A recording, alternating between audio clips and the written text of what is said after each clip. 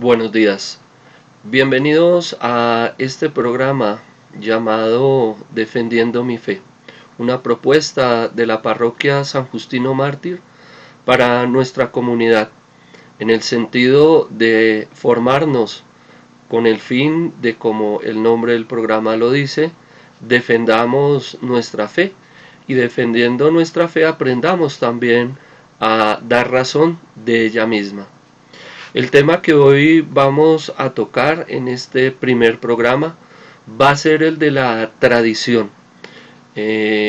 Los hermanos protestantes normalmente esgrimen algunas posturas frente a que lo único que es válido en la iglesia es la Biblia y solo Biblia, solo escritura, dicen ellos. Entonces vamos a mirar que nuestra iglesia, nuestra fe, el depósito de la fe, descansa sobre dos pilares: la tradición y la Sagrada Escritura. Bienvenidos, vamos pues.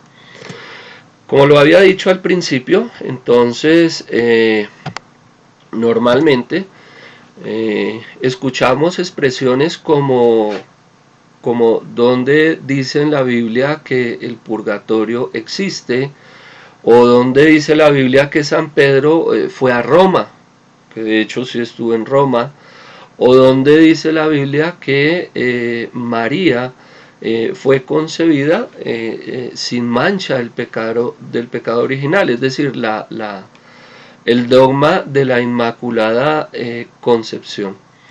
Temas como estos son los que nos llevan a mirar qué compone la revelación divina, si es solamente la Biblia o si hay algo más ahí. Entonces miremos primero si hay o si es correcta alguna de estas posiciones. Por ejemplo, ¿es cierto que la Biblia tiene todo el Evangelio de Cristo? ¿O qué dice la misma Biblia al respecto de la escritura y de la tradición? Además, preguntémonos quién reunió todos los libros inspirados que constituyen la Biblia que hoy tenemos. ¿Acaso no fue la iglesia la que recibió el encargo de predicar por todo el mundo hasta el fin de los tiempos? Ojo, la iglesia, eclesia en griego, los fieles, la reunión de las personas de quienes en este caso diremos somos insertos en el cuerpo místico de Cristo por el bautismo. Y la pregunta, ¿qué hubo primero? ¿Biblia o la iglesia? Y uno podría añadir aquí más preguntas, como por ejemplo, cuando uno habla de Biblia, ¿habla de toda la Biblia? Entonces vamos a ir mirando. Lo primero es mirar que la revelación no abarca solamente la Biblia, como piensan los protestantes, sino que esa revelación de Dios se manifiesta en algo que vamos a ir aclarando: la tradición apostólica y en la Biblia. Entonces, hay dos ejes, decíamos al principio, hay dos columnas, que es la tradición apostólica y la Biblia. Para comenzar a entrar y a poder tener comprensión de esto, porque muchas veces nos causa discrepancias y a veces hasta malos entendidos, es bueno comenzar a mirar entonces estas dos formas en que nuestro Señor, uno y trino, esa Santísima Trinidad, se revela. Entonces, cuando hablamos de revelar, quiere decir, o es una palabra que quiere decir quitar el velo, descubrir. ¿Cómo Dios se descubre frente a nosotros, frente a la creación? ¿Cómo hace Dios? Entonces hay una revelación natural que se da mediante las obras que el Señor creó allá en Génesis. Y dirá San Pablo, allá en Romanos 1, 19, 20, dice: todo aquello que podemos conocer de Dios, Él mismo se lo ha manifestado al hombre. Pues si bien a Él no lo podemos ver, dice San Pablo, lo contemplamos por lo menos a través de sus obras, puesto que Él hizo el mundo, y por sus obras entendemos que Él es eterno y poderoso, y que es Dios. Entonces, acá es importante poder visualizar y ver que estas obras de las cuales nos está hablando Pablo, pues es todo aquello que en la naturaleza hemos podido apreciar. Muchas veces, desde lo científico, hay cosas que no se pueden explicar, pero que se perciben. La matemática es una ciencia, es una de las ciencias en las cuales uno dice o se fundamenta el universo.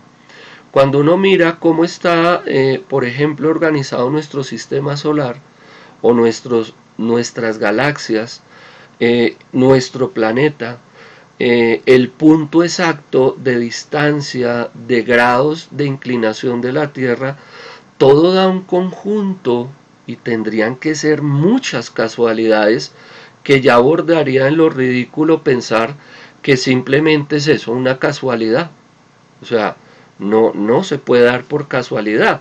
El universo está matemáticamente estructurado, y cuando hablamos de matemático, estamos hablando de que hay algo, hay una inteligencia detrás de eso. Entonces, ese será otro tema de este programa. Así pues, y con este orden de ideas, entonces podemos decir con Pablo, que es el que estamos siguiéndolo, que Dios comienza a revelarse al hombre y se revela de a poco. Dios no se descubre total, se descubre por partes. Primero, por ejemplo, se descubre a quién, a Abraham, y Abraham le revela algo de ese plan de salvación, de eso que Él tiene para nosotros. Fíjense que cuando llega luego Moisés, a Moisés le muestra y le abre algo más que lo que le mostró a Abraham. Cuando llega a David o a los profetas, le muestra mucho más, y así va mostrando cada vez más y más lo que Él quiere. Pero ¿en dónde? ¿En quién se revela finalmente Dios de manera plena, total? En Jesús. Entonces es Jesús quien nos revela al Padre, ¿sí? Y nos lo revela ¿cómo? Pues por medio de las obras, por medio de los signos, los milagros. Los milagros, recordemos, son para confirmar que quien está hablando o quien está actuando en nombre de Dios, Dios lo respalda. Ese es el milagro. Luego hablaremos, todo esto son temas de apologética, de defender la fe. Entonces luego hablaremos, por ejemplo, de los milagros, porque hay milagros que no vienen de Dios, y entonces uno dice, bueno, ¿y aquí a quién le creo? Aquí se curó a alguien haciendo otra cosa totalmente diferente de la iglesia. Entonces ese será otro tema. Pero por lo pronto, fíjense que Dios siempre está confirmando, mediante los milagros, confirma que Jesús es su enviado, es su hijo, es su predilecto. Llegando a Jesús, entonces nos dirá Mateo en Mateo 28, llegando a Jesús les habla diciendo, entonces esto para entender lo que fue la transmisión de esa revelación divina, ¿sí ven? Entonces para llevar el evangelio, la buena nueva, la buena noticia a todo el mundo, entonces fíjese acá, dice, todo poder me ha sido dado en el cielo y sobre la tierra, y pues, y haced discípulos a todos los pueblos, bautizándolos en el nombre del Hijo, del Padre, del Hijo y del Espíritu Santo, enseñándoles a conservar todo cuanto os he mandado. Y mirad que yo con vosotros estoy todos los días hasta la consumación de los siglos. Y quiero que nos centremos un poquito en esta palabra. Todo cuanto os he mandado. No cuanto os he dejado escrito, dijo Jesús. Jesús nunca escribió nada. Es más, muchos de los apóstoles no escribieron nada. Todo lo que se hizo y todo lo que se recibió de Jesús fue oral, fue tradición. Esa es la tradición, cuando pasa de uno a otro y se conserva. Entonces, así Jesús cuando los envía, ¿no es cierto? Los envía y les encarga, ¿sí? Entonces ha fundado la iglesia, los está enviando, de ahí la palabra apóstol, enviado. Entonces, en eso anterior estamos notando que Jesús ordena predicar y proclamar el evangelio. No les dijo escriban, les dijo proclamen y anuncien, vayan, lleven la buena nueva. Muchos de los escritos están los más antiguos, hasta donde más o menos se tiene referencia, están más o menos del año 45, 50 en adelante, es decir, ya ha pasado un tiempito, y ya lo propiamente dicho. Entonces, cuando se comienza a colocar eso, ya en el principio de la iglesia, pues surge esa preocupación. Bueno, vamos a comenzar, algunos dicen, vamos a comenzar a dejar por escrito, ¿sí?, ese tesoro, ese depósito de la fe que guarda la iglesia. Pero al principio nada de eso estaba escrito. Entonces, aquí decíamos eso, Jesús no escribió nada. Entonces la enseñanza de él era únicamente oral, y todo lo que los apóstoles recibían era oral. De hecho, Pablo, todo lo que recibe es oral, hasta cuando Pablo empieza a escribir las cartas, y ya luego Pedro escribe las 2 cartas, Santiago, pero son muy pocos realmente los apóstoles que escriben. Entonces la tradición apostólica, ¿no?, en este mensaje, que es escuchado de boca oralmente por Jesús, y vivido y meditado, entonces es transmitido así, oralmente. Cuando aquí hablamos de tradición hay que hacer 2 diferencias, y es la tradición con T mayúscula y la tradición con T minúscula. Cuando nos referimos a la tradición con T mayúscula, entonces nos referimos a la tradición apostólica. Cuando nos referimos a la tradición con T minúscula, nos referimos a la cultura, ¿sí?, a la cultura de una sociedad, de una comunidad, a sus ideas, su modo de vestir, de comer, de hablar, de comportarse, de esa tradición. Entonces, 2 tipos de tradiciones las cuales tenemos que tener bien presente cuando vayamos a hablar sobre los 2 pilares de nuestra fe: la tradición con mayúscula, que es la de los apóstoles, y la tradición con minúscula, que es la tradición normal del pueblo. Bueno, Jesús mismo, fíjense, en Marcos 7:8, él rechaza ciertas tradiciones del pueblo judío. Ustedes incluso dispensan del mandamiento de Dios para mantener la tradición de los hombres. ¿Sí ven? La tradición apostólica. Entonces fíjense, porque era esa fue una discusión por las cuales el Señor queda en la mira de los fariseos, y es cómo les cuestiona las costumbres, la tradición, pero ojo, la tradición de cultura, es decir, algo que comenzaron a tener ya ideas y pensamientos humanos, no divinos. Entonces, la tradición apostólica se refiere a esa transmisión del evangelio, originado ¿en quién? En Jesús. ¿A quién? A los apóstoles. ¿Los apóstoles a quién? A los discípulos. Y los discípulos, se comenzó a hacer toda esa carrera en donde ya salen los padres apostólicos, ¿sí?, que los padres apostólicos ya son del siglo II, y luego salen los padres apologistas, siglo II, III, y de ahí entonces los padres de la iglesia. Por allá hasta, creo que alcanza hasta el siglo VII, VIII. Dentro de esos discursos, por ejemplo, les enseña a Jesús la manera de orar. Les enseña el Padre Nuestro. Pero ¿cuándo se escribió el Padre Nuestro? Fíjense que antes de 40, 50 años no se escribió el Padre Nuestro. Entonces, ¿cómo llegó el Padre Nuestro a ser ese Padre Nuestro que está en la Escritura? Primero fue oral. Todo eso se transmitió oralmente. Entonces, ¿y eso lo guardaba quién? Pues la iglesia.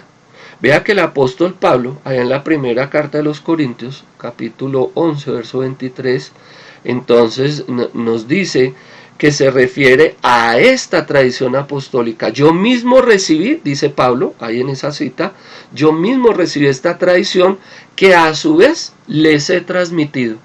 Fíjense que en ese momento no está escrito esto. Esto está escrito más adelante, unos años mucho más adelante. Y entonces en este momento fíjense que Pablo no está hablando de la tradición. ¿Pero cuál tradición? La tradición apostólica. Resumiendo, entonces podemos decir que Jesús mandó a predicar, no escribir un evangelio.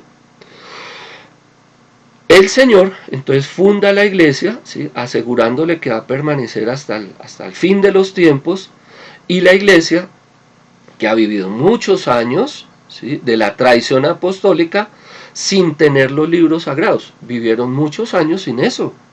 Nada, absolutamente nada escrito. Entonces la Biblia es por tanto una parte de la palabra de Dios importante, claro que sí, pero que fue primero ¿qué? Proclamada oralmente. Es decir, nuestra Biblia, específicamente nuestro Nuevo Testamento, es recogido de toda la tradición oral, de toda la tradición apostólica, oral. Lo que está en el Evangelio, lo que está en las cartas, lo que está en ese Nuevo Testamento, entonces es lo que estaba, y una parte. Recuerden que Juan dice que si se escribiera todo lo que Jesús hizo, no cabría en todos los libros del mundo, nos dice. Entonces, estos escritos, bueno, aquí estamos hablando de eso, Juan 21, 25. No cabrían el poder haber dejado escrito todo lo que el Señor hizo. Y seguramente mucho más de lo que dijo. Es que ahí viene que no todo está ahí dicho. La Sagrada Escritura, especialmente en el Nuevo Testamento, entonces pues es la palabra de Dios que nos manifiesta al Hijo, en quien expresó Dios el resplandor de su gloria.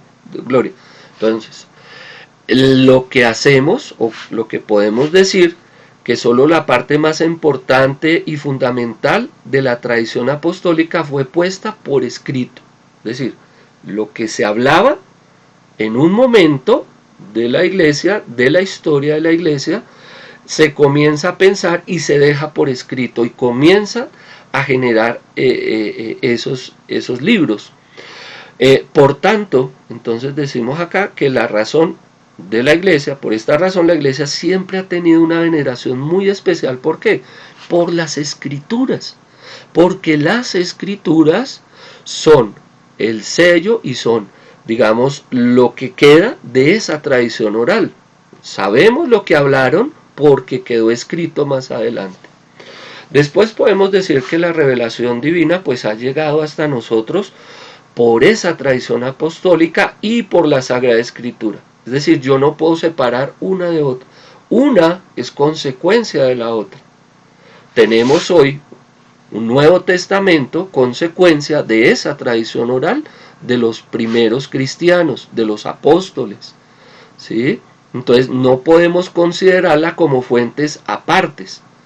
Entonces debemos considerarla como esos dos aspectos de la revelación importante, porque la otra es cuando el escritor, cuando quien va a escribir las cartas o cuando va a comenzar a escribir todo esto que se ha venido conservando a través de la palabra, pues el Espíritu Santo está obrando también ahí. Obra para recordar, obra para corregir. Es decir, es el Espíritu Santo obrando ahí mismo.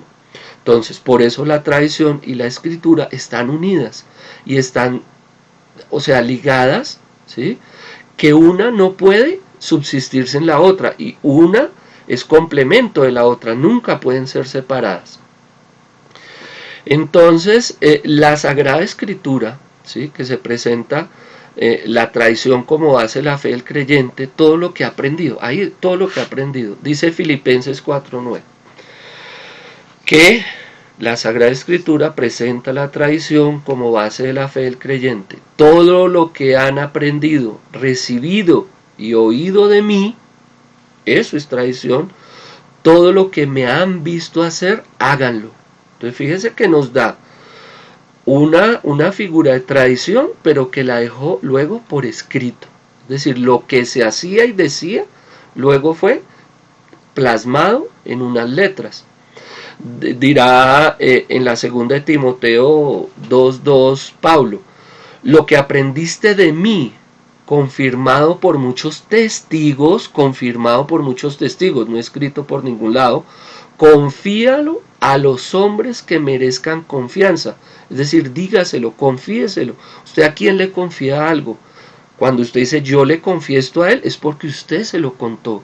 Entonces, confiar. Entonces aquí Pablo nos está hablando de tradición, de la oralidad, de hablar.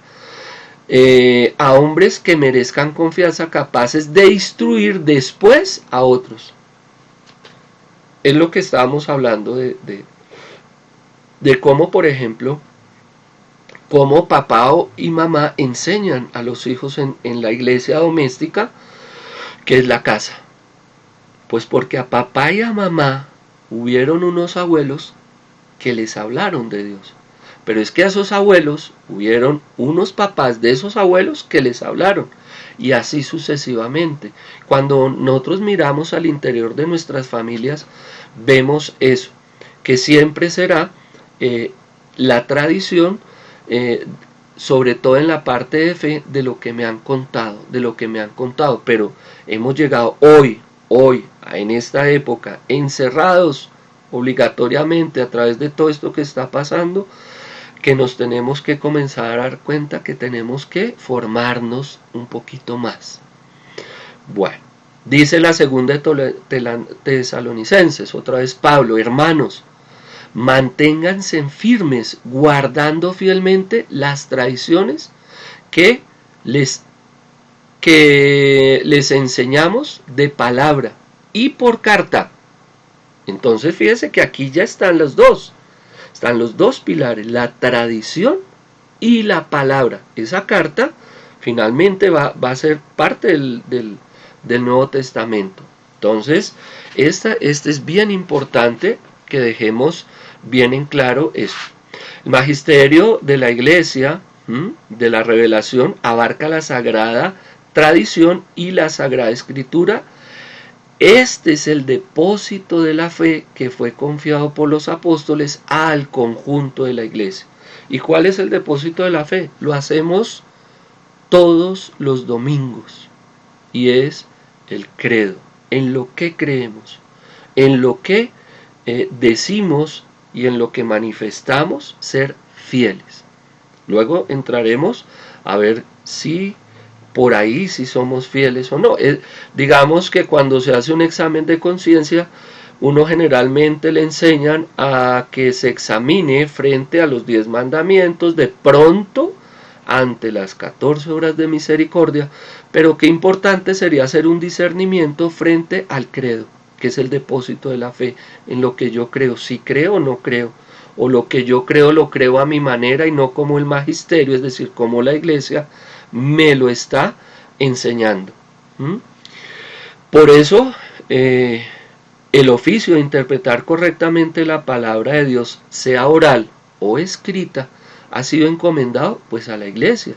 Ella es la que nos debe decir, o ella es la que en 2000 años de sabiduría y de iluminación del Espíritu Santo nos dice qué es lo correcto, cómo la debemos interpretar. Ese es otro problema, que con el protestantismo, cada quien interpreta lo que se le ocurre. Y vean las desgracias y los desmanes que muchas veces ha ocurrido en la historia, ¿no? Un James Jones en Guayana, donde hace que 900 personas, entre ellos niños, pues se suiciden.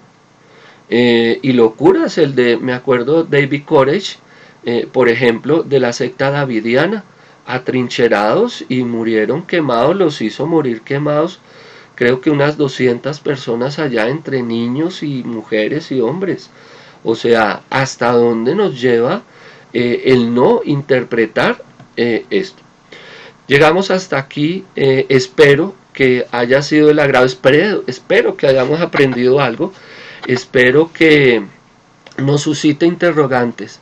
Qué bueno que hagan preguntas, nos las pueden hacer llegar por medio de las redes sociales de Facebook y de YouTube, por donde se transmiten estos programas.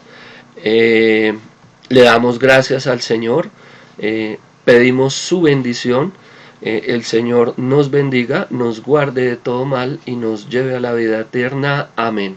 Muchas gracias y los esperamos en el próximo programa, Defendiendo mi Fe.